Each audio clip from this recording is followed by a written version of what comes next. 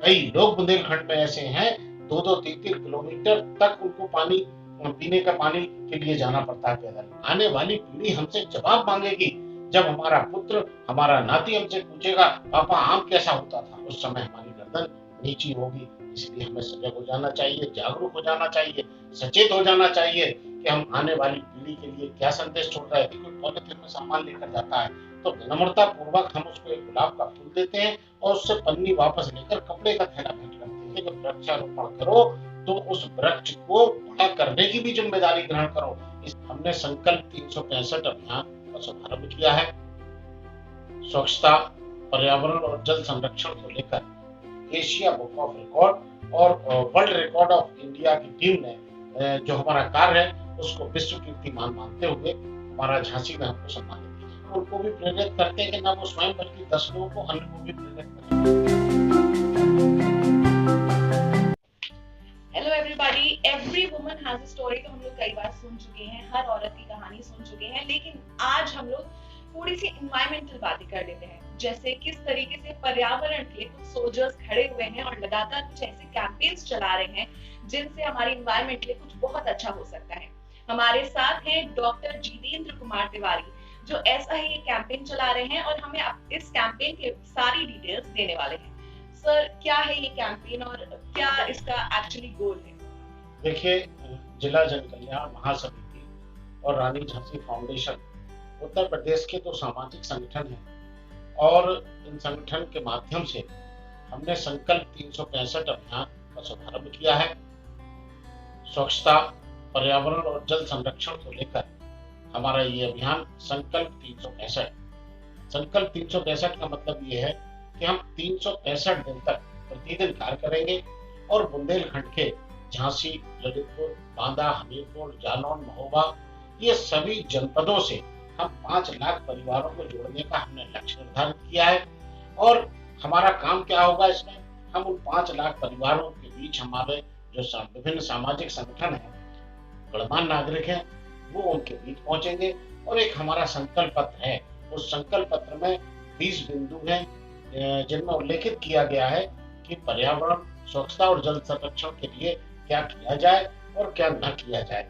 मैं बता दूं आपको कि जिला जन कल्याण महासमिति और रानी झांसी फाउंडेशन ने कोरोना काल में जब हमारे देश के माननीय प्रधानमंत्री जी ने, आदरणीय श्री नरेंद्र मोदी जी ने और उत्तर प्रदेश के माननीय मुख्यमंत्री जी ने आह्वान किया कि कोरोना की बहुत तेजी से जो फैल रहा था, अफवाहें उड़ रही थी, लोग घरों में दुबके बैठे थे, बहुत ज्यादा भयभीत थे, तब उन्होंने आह्वान किया कि जाकर हम अफवाहों को दूर करें और कोरोना योद्धाओं का सम्मान करें। तब हमारी दोनों संस्थाओं ने जाकर लोगों के बीच में उन्हें बताया कि किस तरह से आप कोरोना से आसानी से बच सकते हैं। हमने सोशल मीडिया पर कैंपेन चलाया, क्योंकि लोग तो वहां उन दिनों लॉकडाउन लगा हुआ था पूरे हिंदुस्तान में, लोग नहीं निकल रहे थे।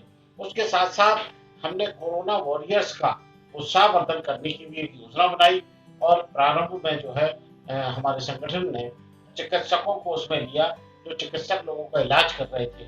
उस समय चिकित्सक भी बड़े डर रहे थे कि ऐसा ना हो कि हमारे पास भी कोई अनहोनी, कोई दुर्घटना घटित हो जाए। लेकिन जब हम लोग उन चिकित्सकों के बीच पहुंचे, उनको एक सम्मान पत्र, कोरोना योद्धा का एक सम्मान पत्र उन्हें भेंट किया, एक छोटा सा पुष्पगुच्छ हमने भेंट किया, उनका उत्साह बढ़ा।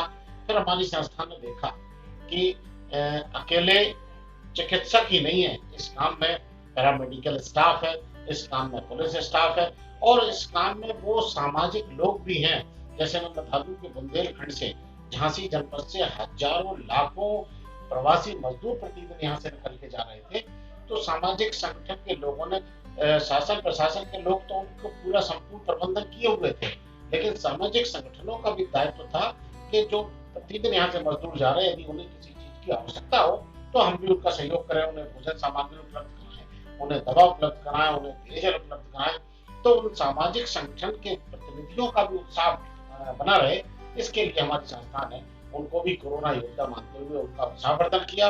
और इस सब को देखते हुए एशिया बुक ऑफ रिकॉर्ड और वर्ल्ड रिकॉर्ड ऑफ इंडिया की टीम ने जो हमारा कार्य है उसको विश्व कीर्तिमान मानते हुए हमारा झांसी में हमको सम्मानित किया। सर, आप बहुत अच्छा काम कर रहे हैं जिस तरीके से आपने बताया। एक चीज हम ये जानना चाहेंगे, जब भी कोई अच्छा काम करने निकलते हैं तो अगर 100 लोग आपके साथ चल पड़ते हैं तो 10 लोग ऐसे होते हैं जो दूर से देखकर हंस रहे होते हैं। तो क्योंकि आप 365 डेज का ये संकल्प ले रहे हैं, 365 दिन का, तो कैसे आप खड़े रहते हैं, डटे रहते हैं? आप क्या मैसेज देना चाहेंगे यूथ को कि बस घबराना नहीं है, चलते चलना है? देखिए, बहुत अच्छी बात कही आपने। जब भी हम कोई अच्छा संकल्प लेके आगे बढ़ते हैं और 100 लोगों को मोटिवेट करने का, प्रेरित करने का काम करते हैं, 100 लोगों में से 10 लोग, 20 लोग, 25 लोग ऐसे भी निकलते हैं जो नकारात्मकता अपनाते हैं और उनके विचार नेगेटिव होते हैं। लेकिन इससे हमें कोई डरने की जरूरत नहीं होती है, क्योंकि हम लोग, यानी मैं स्वयं भी 15 साल से सामाजिक काम कर रहा हूँ और मैंने उन नकारात्मक लोगों को भी सकारात्मक दिशा में आगे बढ़ाया। एक्चुअली में जो नकारात्मक लोग होते हैं, लगातार हिट करने की जरूरत उनके ऊपर होती है। यदि आप एक बार उनसे घबरा गए तो जरूर वो आपकी दिशा परिवर्तन कर देंगे, लेकिन आप लगातार उनको प्रेरित करते रहेंगे, उनको अपनी बात समझाते रहेंगे, तो वो लोग भी आपके आंदोलन का हिस्सा बन जाएंगे और वो भी आपके अभियान में सक्रिय भागीदारी सुनिश्चित करेंगे। बिल्कुल सही बात है सर। और सोशल मीडिया जो आजकल इतनी ज्यादा सक्रिय है, आपको क्या लगता है इस कैंपेन में कैसे रोल निभा सकती है? देखिए, इलेक्ट्रॉनिक मीडिया, प्रिंट मीडिया और सोशल मीडिया, ये तीनों का बड़ा जबरदस्त हमें सहयोग प्राप्त हो रहा है। और जिन लोगों को, जो लोग संकल्प पत्र भरते हैं, हम उनको भी प्रेरित करते हैं कि ना वो स्वयं बल्कि 10 लोगों को, अन्य को भी प्रेरित करें, और वो लोग बढ़ चढ़कर भागीदारी निभा रहे हैं। जब हमारे देश के प्रधानमंत्री जी पर्यावरण के लिए इतने चिंतित हैं, हमारे उत्तर प्रदेश के माननीय मुख्यमंत्री जी इतने चिंतित हैं, आपने देखा होगा अभी जो बजट आया, बजट में जो है वायु प्रदूषण से निपटने के लिए एक बड़ी धनराशि माननीय प्रधानमंत्री जी ने स्वीकृत की। तो जब प्रधानमंत्री जी पर्यावरण के विषय में सोच रहे, जल संरक्षण के विषय में सोच रहे, तो हमारा नैतिक दायित्व बनता है, प्रत्येक हिंदुस्तानी का दायित्व बनता है कि हम भी एक कदम आगे बढ़ाकर उनके साथ चलें। जब हम ये बात लोगों को बताते हैं कि आने वाले समय बड़ा संकट आने वाला है, यदि हम लोग नहीं चेते तो हम लोग को पानी की बर्बादी रोकना होगी। मैं सब लोगों को ये बात बताता हूँ। मान लीजिए हमने आम खा रहे, हम लोग अमरूद खा रहे हैं, या हम लोग तमाम फल खा रहे हैं, तो ये आम, ये अमरूद, ये तमाम फल, ये वृक्ष लगाए किसने होंगे? निश्चित तौर पर हमारे पूर्वजों ने लगाए होंगे। और हमें दिल पर हाथ रख के सोचना चाहिए कि हम में से कितने ऐसे लोग हैं, ये जो वृक्षारोपण किए, हमने कितने आम के पेड़ लगाए, हमने कितने फलों के वृक्ष लगाए। आने वाली पीढ़ी हमसे जवाब मांगेगी जब हमारा पुत्र, हमारा नाती हमसे पूछेगा, पापा आम कैसा होता था? जब हम लोग नहीं वृक्षारोपण करेंगे तो निश्चित तौर पर ये जो फल है वो समाप्त हो जाएंगे। जब हमारा नाती हमसे पूछेगा कि पापा, जब हम कहेंगे बेटा हमने बहुत आम खाए, वो पूछेगा, जवाब मांगेगा, आपने आम कब बहुत इसलिए खाए क्योंकि आपके पूर्वजों ने आम के पेड़ लगाए, लेकिन हम लोग नहीं खा पा रहे क्योंकि आपने कुछ नहीं किया। उस समय हमारी गर्दन नीची होगी। इसलिए हमें सजग हो जाना चाहिए, जागरूक हो जाना चाहिए, सचेत हो जाना चाहिए कि हम आने वाली पीढ़ी के लिए क्या संदेश छोड़ रहे हैं। मैं सबसे कहना चाहता हूँ, ईश्वर ने हमें पैदा खाने और सोने के लिए नहीं किया है। बहुत सारी जिम्मेदारियां भी हैं और घबराने की बिल्कुल जरूरत नहीं है। निश्चित तौर पर मैं मानता हूँ एकाएक एक दिन में, 2 दिन में पर्यावरण संरक्षित नहीं हो जाएगा। जल एक दिन में, 2 दिन में नहीं बचने पाएगा, लेकिन लगातार प्रयास करना होगा। मैं बता दूं आपको अलीशा जी, थॉमस एल्वा एडिशन 10,000 बार प्रयोग किए तब विद्युत बल्ब का आविष्कार हुआ। तो हम यदि लगातार काम करते रहेंगे तो यकीन मानिए आप कि बहुत जल्दी हिंदुस्तान का एनवायरनमेंट बहुत अच्छा होगा। और जो जो बीमारियां फैल रही हैं, इन पर भी ऑटोमेटिक अंकुश लगेगा। कहीं ना कहीं पॉल्यूशन भी इसका कारण है, कहीं ना कहीं जो जैविक जो खाद हम लोग रासायनिक खाद का इस्तेमाल करते हैं, वो भी इसका एक कारण है। तो ये सब बातों को हम जब लोगों को समझाते हैं तो बहुत सारे लोग, आज बुंदेलखंड के हजारों लोग हमारे साथ जुड़ गए हैं। बड़ी संख्या में शिक्षक शिक्षिकाएं हमारे साथ जुड़ गए। हमारे साथ करीब 150 सामाजिक संगठनों ने स्वयं फोन करके हमें आश्वस्त किया कि हम भी अपने आपके इस संकल्प 365 अभियान में सक्रिय भागीदारी सुनिश्चित करेंगे। सर, हम ये जानना चाहते हैं, जैसे आप एक नॉर्मल, एक लेमैन को समझाने जाएं कि ये हमें पोल्यूशन से बचना है, ये सारे जो है कायदे कानून हमें फॉलो करने चाहिए, या ये सारी चीजें करनी चाहिए, तो वो 5 पॉइंटर कौन से होंगे जो आप किसी भी एक, मतलब जिस इंसान को अच्छे से चीजें नहीं मालूम होती है, जो ठीक से पढ़ा लिखा नहीं हो, वो भी ये 5 चीजें फॉलो कर सके, वो आप हमारी ऑडियंस को बताइए ताकि वो अपनी दिनचर्या में ये चीजें ला पाए और एक चेंज ला पाए इसके? देखिए, बहुत अच्छी बात आपने कही। चाहे लेमैन हो या पढ़ा लिखा वर्ग हो, समाज में कोई भी तबका हो, सबसे पहले हम उससे एक प्रश्न करते हैं कि आपने अपने जीवन में, आपने अपने घर में इतना फर्नीचर लगा रखा है, तो कितने पेड़ों को काटने के बाद आपका फर्नीचर बना होगा?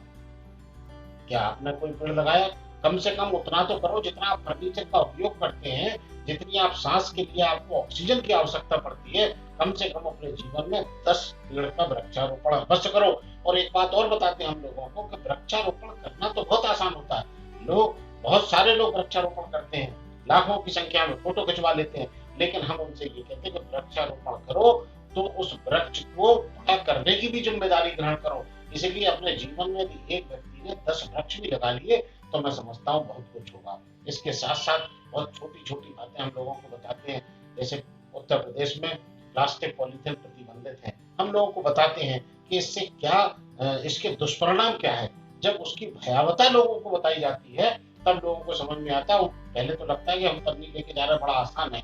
अच्छा, हमारी संस्था एक काम और करती है, सब्जी मंडी बाजारों में हम लोग निकलते हैं, कोई पॉलीथिन में सामान लेकर जाता है तो विनम्रता पूर्वक हम उसको एक गुलाब का फूल देते हैं और उससे पन्नी वापस लेकर कपड़े का थैला भेंट करते हैं। और मैं आपको निशा जी बता दूं, हजारों की संख्या में ऐसे लोग हैं जिनको हमने एक बार कपड़े का थैला दिया, अब वो बाजारों में, मोहल्लों में, कॉलोनियों में, शादी समारोह में या सार्वजनिक स्थानों पर मिलते हैं तो हमें रोक के कहते हैं कि भाई साहब, जो है आपकी संस्था ने हमें प्रेरित किया था और अब हमने पॉलीथिन ले जाना बंद कर दी, कपड़े के थैले का प्रयोग करते हैं। इसी तरह से हम लोगों को मना करते हैं कि प्राय आपने देखा होगा सुबह उठकर लोग लेजम लगाकर पानी से अपना पूरा गली और चबूतरा धोने का कार्य करते हैं। हम उनसे कहते हैं सफाई करो, बहुत आवश्यक है, लेकिन आप ये समझिए इससे कितना जल बर्बाद हो रहा है।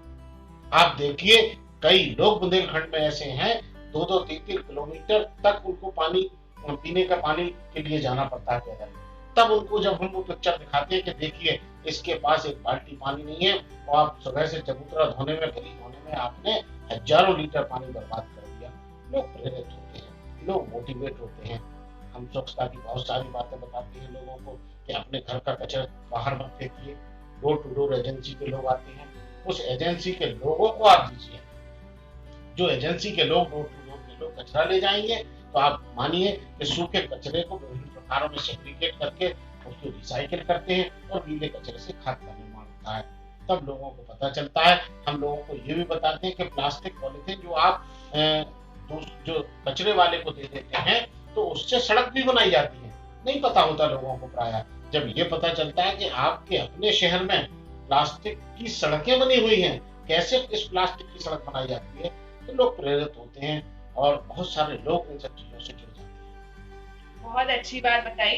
कई बार होता है कि डांट से ज्यादा प्यार काम करता है। आपकी जो टीचिंग्स आप बता रहे हैं, जिस तरीके से आप सिखाते हैं, आप उसका एक पूरा प्रारूप बनाते हैं, पूरे एक भूमिका रचते हैं, उसके बाद प्यार से समझाते हैं और उससे शायद लोग समझ भी जाते हैं। और ये बहुत अच्छी बात है क्योंकि इस तरह के मूवमेंट्स की, इस तरह के कैंपेन्स की हमको बहुत जरूरत है। इस टाइम पर जब टेक्नोलॉजी सब कुछ टेक ओवर कर रही है, शायद यही छोटे छोटे कदम हम लोगों को बचा ले। थैंक यू सर हमारे साथ जुड़ने के लिए। आपके वर्ड्स बहुत लोगों को इंस्पायर करेंगे, हम यही सोचते हैं। और आप ऐसे ही अपना काम करते रहिए। हम आपसे इंस्पायर हुए, हम आगे और इंस्पायर करेंगे। Thank you very much.